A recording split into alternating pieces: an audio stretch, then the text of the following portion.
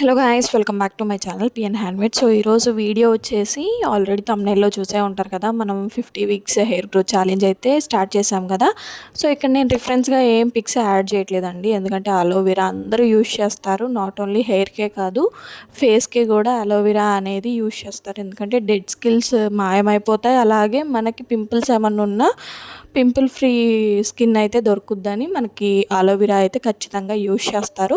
So హెయిర్కి కూడా చాలా మంచిదండి. హెయిర్ గ్రోత్కి అయితే చాలా అంటే చాలా ఉపయోగపడుతుంది అనమాట అలోవెరా అనేది. మన హెయిర్ రూట్స్ అనేవి స్ట్రాంగ్గా ఉండడానికి ఇది చాలా యూజ్ అవుద్ది అనమాట. హెయిర్ ఫాల్ అనేది చాలా వరకు తగ్గిపోద్ది. సో నేను ఎలా యూజ్ చేశానంటే, ఇక్కడ నాకు న్యాచురల్ అలోవెరా అయితే ఉంది, మా ఇంట్లోనే ఉందన్నమాట మొక్క. సో ఎవరికైనా లేకపోతే మీరు డబ్బాలలో దొరుకుతుంది మనకి అలోవెరా జెల్ అనేది, తెచ్చుకొనైనా వాడుకోవచ్చు. సో ఇలా నేనైతే అలోవెరా ఒక కాడ తీసుకొని మొత్తం దాంట్లో ఉన్న జెల్ అంతా కూడా ఇలా చాక్తో అయితే తీసేసాను. సో చాక్తో తీయడం రావట్లేదు మాకు అనుకున్న వాళ్ళు ముక్కలు ముక్కలుగా కట్ చేసి పైన చెక్క అనేది తీసేసి మిక్సీలో వేసి మెత్తగా గ్రైండ్ చేసుకొని మొత్తం ఒక్కొక్క పాయ తీసుకుంటూ మొత్తం కూడా అప్లై చేసుకోవాలండి. హెయిర్ రూట్స్ అంతా కూడా అప్లై అయిపోవాలన్నమాట లాస్ట్ వరకు కూడా.